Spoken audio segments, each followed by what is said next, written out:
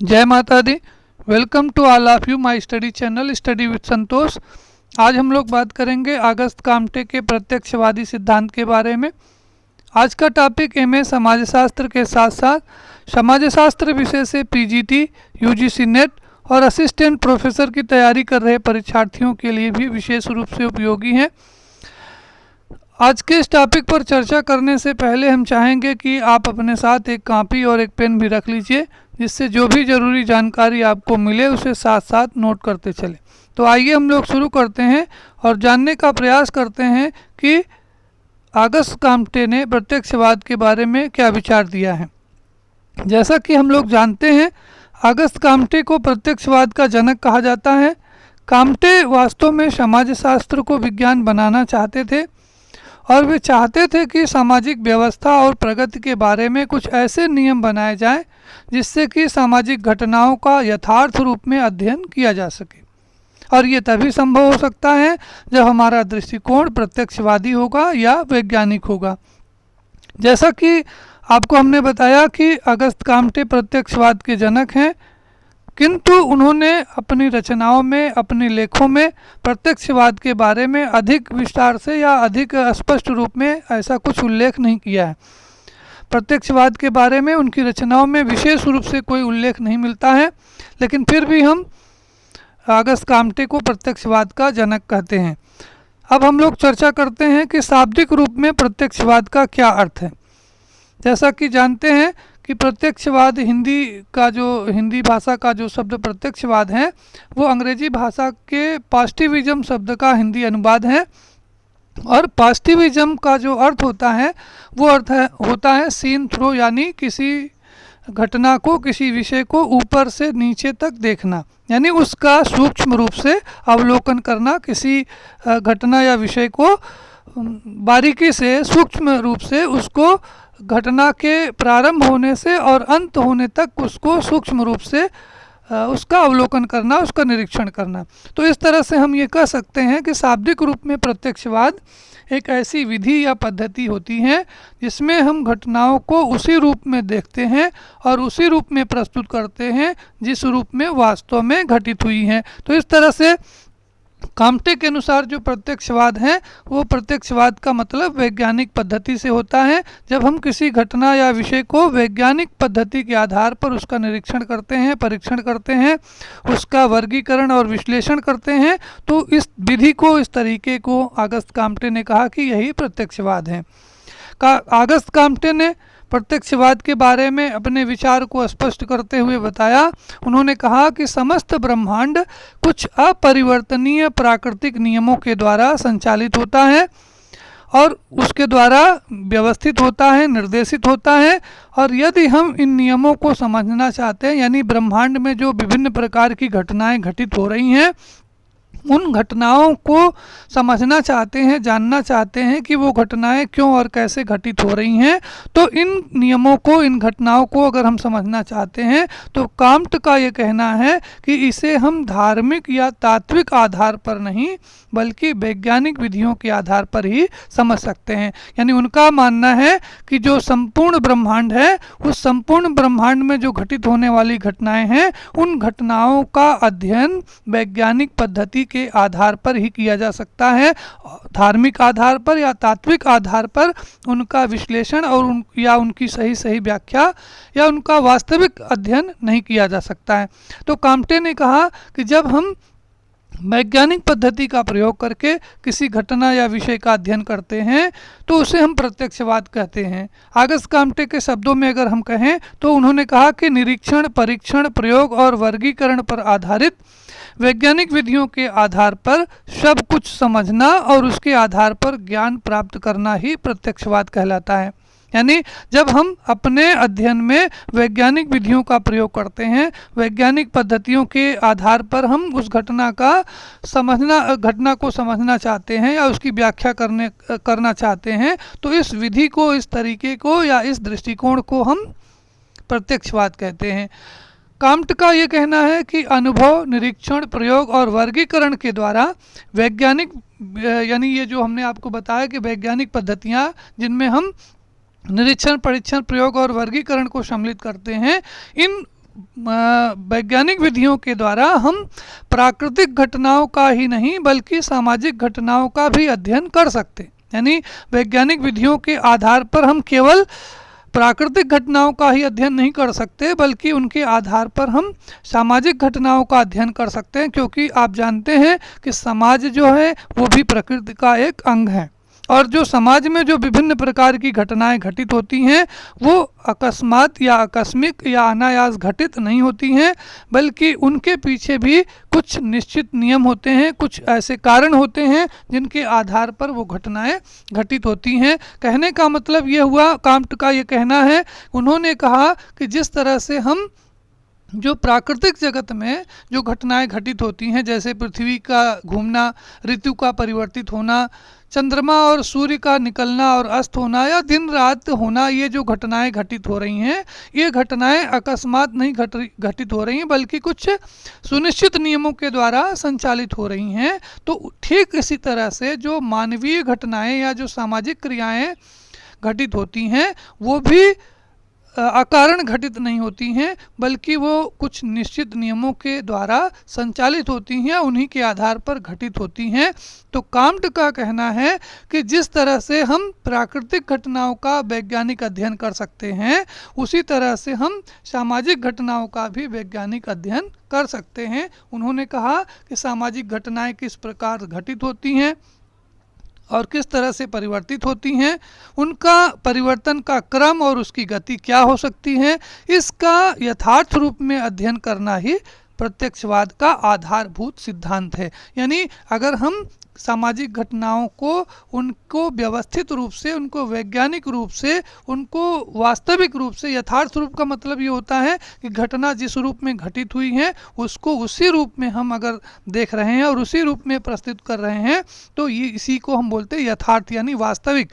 तो कांट का ये कहना है कि सामाजिक घटनाएं किस तरह से घटित होती हैं, किस तरह से परिवर्तित होती हैं और उनका गति और उनका क्रम क्या होता है, इस बारे में अगर हम यथार्थ रूप में, वास्तविक रूप में अध्ययन करते हैं तो इसी अध्ययन को हम प्रत्यक्षवाद कहते हैं। यानी प्रत्यक्षवाद का मतलब ये हुआ कि जब हम कल्पना के आधार पर, संयोग के आधार पर या ईश्वरीय महिमा के आधार पर किसी घटना की व्याख्या नहीं करते बल्कि हम निरीक्षण, परीक्षण, प्रयोग और वर्गीकरण जो विज्ञान की विधि है, इस वैज्ञानिक पद्धति के आधार पर हम व्यवस्थित रूप से उस घटना का अध्ययन करते हैं तो इसी को हम प्रत्यक्षवाद कहते हैं। अगर हम एकदम सरल शब्दों में प्रत्यक्षवाद को स्पष्ट करना चाहें तो हम कह सकते हैं कि प्रत्यक्षवाद निरीक्षण, परीक्षण, प्रयोग और वर्गीकरण पर आधारित एक वैज्ञानिक पद्धति है। आप इसको नोट कर लें। अगर आपसे कोई पूछे कि प्रत्यक्षवाद क्या है तो आप कह सकते हैं कि प्रत्यक्षवाद एक ऐसी पद्धति है, या आप ऐसे कहिए कि निरीक्षण, परीक्षण, प्रयोग और वर्गीकरण के आधार पर सामाजिक घटनाओं का क्रमबद्ध और व्यवस्थित अध्ययन करना प्रत्यक्षवाद कहलाता है। एक उदाहरण के माध्यम से हम आपको प्रत्यक्षवादी जो दृष्टिकोण है, जो प्रत्यक्षवादी विचारधारा है, उसको स्पष्ट करने का प्रयास करेंगे कि जैसे एक व्यक्ति जो जहर खा करके मर जाता है, इस घटना की जो व्याख्या है वो धर्मवादी, तत्ववादी और प्रत्यक्षवादी तीनों अलग अलग दृष्टिकोण से करेंगे। क्यों करेंगे? तीनों का दृष्टिकोण अलग अलग इसलिए होगा क्योंकि तीनों की जो विधि है, तीनों की जो अध्ययन करने की जो पद्धति है वो भिन्न भिन्न है। एक जो धर्मवादी है यानी जो धार्मिक व्यक्ति है, उस व्यक्ति के मर जाने को एक दैवी घटना के रूप में उसकी व्याख्या करेगा। यानी वो ये कहेगा कि ये ईश्वर की यही इच्छा थी और इसलिए व्यक्ति जो है वो इसकी मृत्यु हो गई। जो इसके विपरीत जो एक तत्वज्ञानी है वो इस घटना के बारे में उसका जो विचार होगा वो धर्मवादी के विचार से भिन्न होगा। वो ये कहेगा कि जन्म और मृत्यु प्रकृति का एक स्वाभाविक नियम है। इस धरती पर जिसका भी जन्म हुआ है उसकी मृत्यु होना स्वाभाविक है, इसलिए ये व्यक्ति ये जो घटना घटित हुई है ये एक तरह से स्वाभाविक घटना है। अब आप देखिए कि जो धर्मवादी है वो घटना की व्याख्या ईश्वर के आधार पर कर रहा है और जो तत्ववादी है वो उस घटना की व्याख्या जो वास्तविकता है, जो सैद्धांतिक है, उसके आधार पर कर रहा है। यानी मृत्यु की घटना को, जन्म और मृत्यु की घटना को एक स्वाभाविक प्रक्रिया के रूप में, स्वाभाविक घटना के रूप में इसकी व्याख्या कर रहा है। इसके विपरीत जो जो वैज्ञानिक है या जो एक डॉक्टर हैं, जो एक प्रत्यक्षवादी हैं, वो जब इस घटना का जिस व्यक्ति ने जहर खा करके जिसकी मृत्यु हो गई है उसका जब अध्ययन करेगा तो वो उस घटना की व्याख्या धर्म के आधार पर या तत्व ज्ञान के आधार पर नहीं करेगा, बल्कि सबसे पहले वो क्या करेगा कि वो जो एक डॉक्टर, जो वैज्ञानिक है, वो दूसरे की बात पर विश्वास नहीं करेगा।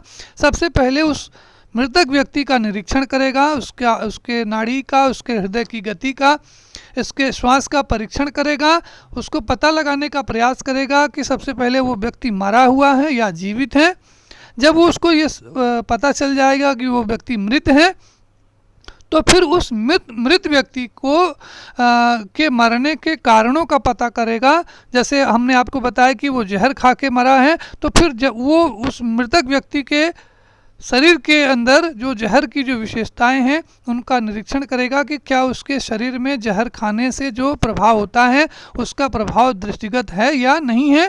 तो इस तरह से हमारे कहने का मतलब, जो एक वैज्ञानिक है, जो एक प्रत्यक्षवादी है, जो एक डॉक्टर हैं, वो जब तक उस घटना का निरीक्षण, परीक्षण, वर्गीकरण और विश्लेषण नहीं कर लेगा तब तक उसके बारे में कोई बात या कोई स्टेटमेंट, कोई वक्तव्य अपना नहीं देगा। तो इस तरह से जो आप देखे होंगे कि जो प्रत्यक्षवाद है वो एक तरह से वैज्ञानिक पद्धति है, एक अध्ययन करने का वैज्ञानिक दृष्टिकोण है, जिसमें हम किसी घटना की व्याख्या जो है कल्पना के आधार पर, अनुमान के आधार पर, संयोग के आधार पर या ईश्वरीय महिमा के आधार पर नहीं करते हैं, बल्कि उसकी व्याख्या हम निरीक्षण, परीक्षण, प्रयोग और वर्गीकरण के आधार पर हम करते हैं।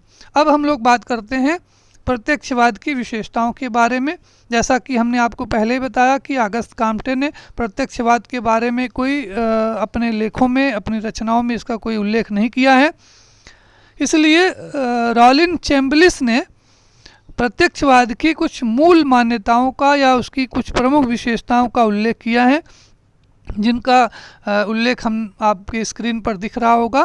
जिसमें पहली विशेषता उन्होंने बताई प्रत्यक्षवाद की, प्रत्यक्षवाद जो है वो अध्ययन की एक वैज्ञानिक प्रणाली होती है। प्रत्यक्षवाद यथार्थ अध्ययन पर आधारित है। प्रत्यक्षवाद में तार्किकता पर बल दिया जाता है। इसके साथ साथ प्रत्यक्षवाद जैसा है वैसा ही का अध्ययन करता है। प्रत्यक्षवाद के अंतर्गत सट्टेबाजी या अटकल पच्चू चिंतन से मुक्त होता है प्रत्यक्षवाद। और प्रत्यक्षवाद जो है वो का जो क्षेत्र है वो सीमित होता है। प्रत्यक्षवाद की एक महत्वपूर्ण विशेषता ये है कि प्रत्यक्षवादी जो है वो दूसरे के मुंह का मीठा खाना पसंद नहीं करता है। इसके साथ साथ दो और विशेषताएं हैं प्रत्यक्षवाद की। एक है धर्म एवं विज्ञान का समन्वय, या दूसरे शब्दों में हम कह सकते हैं कि मानवता का धर्म। और दूसरी जो अंतिम विशेषता है वो है सामाजिक पुनर्निर्माण का साधन। तो इस तरह से आप देखेंगे कि प्रत्यक्षवाद की कुल जो विशेषताएं हैं वो इन विशेषताओं के माध्यम से आप प्रत्यक्षवादी जो दृष्टिकोण है, प्रत्यक्षवादी जो पद्धति है, इसका अध्ययन आप कर सकते हैं। जैसे पहली विशेषता इसमें लिखा है कि प्रत्यक्षवाद जो है वो एक अध्ययन की वैज्ञानिक प्रणाली है। यानी प्रत्यक्षवाद जो है वो अपने अध्ययन में धार्मिक, तात्विक विचारों का दृढ़तापूर्वक बहिष्कार करता है।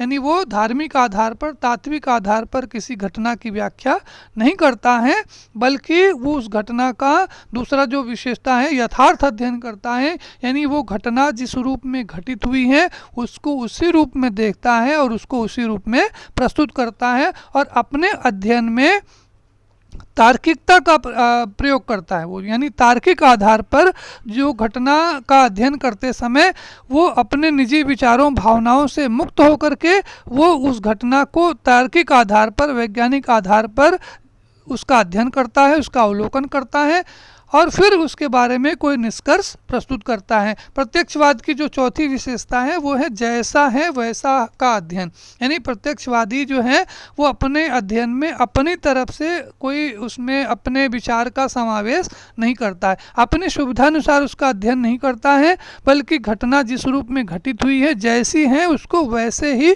प्रस्तुत करता है।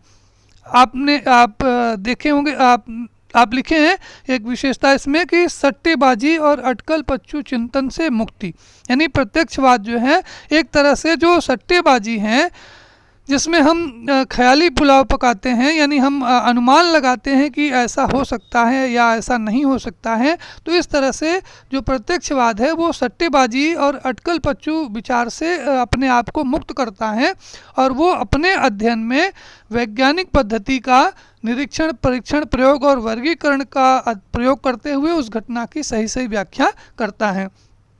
एक विशेषता इसमें इंक्लूड है कि प्रत्यक्षवादी जो है वो दूसरे के मुंह का मीठा खाना पसंद नहीं करता है। इसका मतलब ये हुआ कि प्रत्यक्षवाद जो है वो खुद के अध्ययन में विश्वास रखता है, यानी घटना जिस रूप में घटित हुई है वो अपने अध्ययन के आधार पर उसका अध्ययन करता है। वो दूसरे के बताई हुई बात का या दूसरे के जो दृष्टिकोण हैं, जो दूसरे के जो विचार हैं, उसके आधार पर हम उसका अध्ययन नहीं करते, बल्कि हम उस घटना का खुद से अपनी आँखों से उसका निरीक्षण करते हैं, उसका परीक्षण करते हैं, उसका वर्गीकरण और विश्लेषण करते हैं। फिर जो निष्कर्ष हमारे सामने आता है उस निष्कर्ष के आधार पर हम उसकी व्याख्या करते हैं, यानी सिद्धांत बनाते हैं या नियम बनाते हैं। तो इस तरह से जो एक प्रत्यक्षवादी है वो दूसरे के मुंह का मीठा खाना पसंद नहीं करता है। इसका अर्थ ये हुआ कि वो उस घटना को, उस विषय के बारे में वो खुद से जानने का प्रयास करता है, वो दूसरे के द्वारा बताई गई बात को विश्वास नहीं करता। इसी बात को हम ये कह सकते हैं कि प्रत्यक्षवादी जो है एक जो प्रत्यक्षवादी है वो अपने कानों की तुलना में अपनी आँखों पर विश्वास अधिक करता है, यानी जो अपने कानों की अपेक्षा वो अपनी वाणी और मुंह या जिसको कहते हैं अपनी आँखों के ऊपर वो अधिक विश्वास करता है। क्योंकि जब तक हम अपने आँख से उसका निरीक्षण नहीं कर लेंगे, तटस्थ रूप से उसका अवलोकन नहीं कर लेंगे, तब तक प्रत्यक्षवादी उस घटना के बारे में कोई विचार व्यक्त नहीं करता है। यानी जो काम्टे के अनुसार जो प्रत्यक्षवादी प्रणाली है उसके अंतर्गत हम सर्वप्रथम घटना या विषय को चुनते हैं, फिर उसका अवलोकन करते हैं और फिर उस विषय से जो हमको जो घटनाएं, जो तथ्य, जो सूचनाएं प्राप्त होती हैं उनको एकत्रित करते हैं, उनका वर्गीकरण और विश्लेषण करते हैं और फिर उनमें जो सामान्य विशेषताएं हैं उन सामान्य विशेषताओं के आधार पर हम कोई निष्कर्ष निकालते हैं। तो इस तरह से काम्ट का ये मानना है कि निरीक्षण, परीक्षण, वर्गीकरण ही जो हैं, ये जो वैज्ञानिक विधि हैं, यही जो है वो प्रत्यक्षवाद की नींव है। काम्ट का मानना है कि जो प्रत्यक्षवाद है वो उपस्थित घटनाओं या तथ्यों के बाहर न कुछ देखता है और न ही पहचानता। जैसे इसमें आपने लिखा है कि प्रत्यक्षवाद का जो क्षेत्र होता है वो सीमित क्षेत्र होता है। तो सीमित क्षेत्र का मतलब ये हुआ कि जो एक प्रत्यक्षवादी है वो उपस्थित तथ्यों के बाहर न तो कुछ देखता है और न उसको पहचानता है। इसका मतलब ये हुआ कि प्रत्यक्षवादी जो है, जो कुछ उसको दिखाई नहीं पड़ रहा है, जो अज्ञात है, उसको जानने और खोजने में अपना समय व्यर्थ में नहीं गंवाता है, बल्कि जो उसके सामने दिखाई पड़ता है, जो ज्ञात है, उसी को वो जानने समझने का प्रयास करता है। यानी जो है वो जो प्रत्यक्षवादी है वो किसी तरह का ख्याली पुलाव जो है वो पकाकर अपने अध्ययन को पूर्ण नहीं करना चाहता है, अपने अध्ययन को पूरा नहीं करना चाहता है, बल्कि वो घटनाएं उसी सीमा तक, जो प्रत्यक्षवादी है एक समय में केवल उसी सीमा तक घटनाओं को देखता है और उतना ही देखता है जितना कि वो उसका वैज्ञानिक अध्ययन कर सके। यानी जितनी घटनाओं का वो वैज्ञानिक रूप से निरीक्षण, परीक्षण, वर्गीकरण और विश्लेषण कर सकता है वो सिर्फ उतना ही देखता है, उसके आगे वो कुछ नहीं देखता है। जब उतनी घटनाओं का वो अध्ययन कर लेता है तब फिर वो उसके आगे जाता है। तो इस तरह से प्रत्यक्षवाद की जो विशेषताएं हैं, इन विशेषताओं के माध्यम से आप प्रत्यक्षवाद क्या है इसको आप स्पष्ट रूप से समझ सकते हैं, जान सकते हैं। इसमें जो लास्ट में जो दो विशेषताएं बताई गई हैं कि प्रत्यक्षवाद मानवता का धर्म है या प्रत्यक्षवाद जो है वो सामाजिक पुनर्निर्माण का एक साधन है, इन दोनों विशेषताओं के कारण जो है वो अगस्त काम्टे की आलोचना भी होती है। इन दोनों पॉइंट्स के बारे में हम अगले वीडियो में विस्तार से चर्चा करेंगे। तो यहाँ पे आपको ये इतना ही समझना है कि यदि हम सामाजिक अध्ययन को वैज्ञानिक स्तर पर लाना चाहते हैं तो सामाजिक अध्ययन में हमें तात्विक, धार्मिक और जो काल्पनिक विचार हैं उनको निकाल फेंकना होगा, और ऐसा किए बिना हम समाजशास्त्र को विज्ञान नहीं बना सकते हैं। कांट का यही कहना है कि यदि हम समाजशास्त्र को विज्ञान बनाना चाहते हैं तो समाजशास्त्र विज्ञान तभी बन सकता है जब हम वैज्ञानिक पद्धतियों का, यानी उन पद्धतियों का प्रयोग करेंगे जो वैज्ञानिक विषयों में अपनाई जाती हैं, प्रयोग किए जाती हैं। तो जिन विधियों के आधार पर वैज्ञानिक अध्ययन किया जाता है उन्हीं विधियों का प्रयोग करके हम सामाजिक घटनाओं का व्यवस्थित और वैज्ञानिक अध्ययन कर सकते हैं। तो उन्होंने कहा कि प्रत्यक्षवाद के अंतर्गत, जैसा मैंने आपको पहले बताया, कांट का कहना है कि प्रत्यक्षवाद के अंतर्गत सबसे पहले हम अपना एक अध्ययन विषय चुनते हैं, फिर उसका तटस्थ अवलोकन करते हैं और तथ्यों से उसके बारे में जो संबंधित तथ्य हैं उनको एकत्रित करते हैं और इन तथ्यों का वर्गीकरण, विश्लेषण करके उनसे संबंधित हम सामान्य निष्कर्ष निकालते हैं। तो इस तरह से हम अगस्त काम्टे के जो प्रत्यक्षवादी विचार को हम इस तरह से कह सकते हैं कि जो अगस्त काम्टे का जो प्रत्यक्षवादी विचार हैं वो कुल मिलाकर के एक वैज्ञानिक पद्धति है और वैज्ञानिक पद्धति के आधार पर किसी घटना को जानना, समझना और उसकी व्याख्या करना ही प्रत्यक्षवाद है। अब हम लोग चर्चा करते हैं प्रत्यक्षवाद के उद्देश्य के बारे में, यानी जो अगस्त काम्ट ने जो प्रत्यक्षवाद का जो सिद्धांत दिया है वो वास्तव में इस तरह का विचार, इस तरह का दृष्टिकोण देने के पीछे उनका उद्देश्य क्या था। उनका ये उद्देश्य था, पहला उद्देश्य ये था कि धार्मिक एवं तात्विक विचारों से मानव मस्तिष्क को मुक्त कराया जाए। यानी जब तक हम किसी घटना की वास्तविक व्याख्या तभी कर सकते हैं जब हम अपने अध्ययन में धार्मिक और तात्विक विचारों को अपने जहन से, अपने मस्तिष्क से निकालेंगे और उसकी जगह पर हम वैज्ञानिक पद्धति पर आधारित हम अध्ययन करेंगे, तब उस घटना का हम यथार्थ अध्ययन कर सकते हैं। यानी प्रत्यक्षवाद का जो पहला उद्देश्य है वो मानव मस्तिष्क से धार्मिक और तात्विक विचारों को समाप्त करना या उनको मुक्त करना। दूसरा इसका उद्देश्य है सामाजिक अध्ययन को वैज्ञानिक स्तर पर लाना। यानी जैसे मैंने आपको पहले बताया कि अगस्त काम्ट जो थे वो समाजशास्त्र को विज्ञान बनाना चाहते थे और समाजशास्त्र विज्ञान तभी बन सकता है जब हम अपने अध्ययन में वैज्ञानिक पद्धतियों को अपनाएंगे। तीसरी जो इसका जो उद्देश्य है, विज्ञान की पद्धतियों को अपना करके समाजशास्त्र को उतना ही यथार्थ बनाना जितना कि भौतिक शास्त्र है। यानी जो अगस्त काम्ट जो समाजशास्त्र के जन्मदाता कहे जाते हैं वो ये चाहते थे कि समाजशास्त्र भी उसी तरह का विज्ञान बने, उसी तरह का एक विषय बने जिस तरह से भौतिक शास्त्र, रसायन शास्त्र हैं उनमें जितना घटनाओं का यथार्थ और वास्तविक अध्ययन किया जा सकना संभव होता है, उसी तरह से हम सामाजिक विज्ञान को यानी समाजशास्त्र को भी उतना ही यथार्थ बनाएं। एक और उद्देश्य था प्रत्यक्षवादी विचारधारा को स्थापित करने के पीछे काम्ट का, वो ये था कि मानव के बौद्धिक विकास का वैज्ञानिक साधन प्रस्तुत किया जाए और सामाजिक प्रगति और पुनर्निर्माण की जाए, जिससे समाज में जो उपयोगिता, जो मानवीय ज्ञान है वो उपयोगी ज्ञान की प्राप्ति हो सके और जिससे समाज में वास्तव में मानवता का धर्म जो है वो स्थापित हो सके। तो इस तरह से अगस्त काम्ट जो थे वो कुल मिलाकर के अपने अध्ययन के माध्यम से प्रत्यक्षवादी विचार के माध्यम से सामाजिक घटनाओं के अध्ययन को वैज्ञानिक स्तर पर लाना चाहते थे और उनका उद्देश्य ये था कि समाजशास्त्र को हम वैज्ञानिक स्वरूप प्रदान करें और सामाजिक घटनाओं का व्यवस्थित और वैज्ञानिक अध्ययन करके हम समाज की प्रगति और उसका जो विकास है उसको हम सुनिश्चित कर सकें। और उनका ये कहना था कि वास्तव में यही जो है वो मानवता का धर्म भी है, ज्ञान की उपयोगिता भी यही है कि जब तक हमारा ज्ञान समाज के लिए उपयोगी नहीं है, समाज की प्रगति और उसका विकास उससे नहीं हो रहा है, तो फिर उस ज्ञान का कोई मतलब, कोई उसकी यथार्थता नहीं है। तो इस तरह से आज की वीडियो में अगस्त काम्टे के प्रत्यक्षवादी संबंधी विचार को आप समझ पाए होंगे।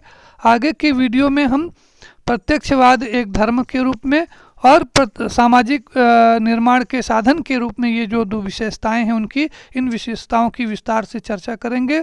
आगे की वीडियो के लिए आप इस वीडियो के अंत में जो बेल आइकन है, जो घंटी वाला बटन है, उसको ज़रूर दबाएं जिससे हमारे जो लेटेस्ट वीडियो हैं वो आप तक पहुंचते रहें।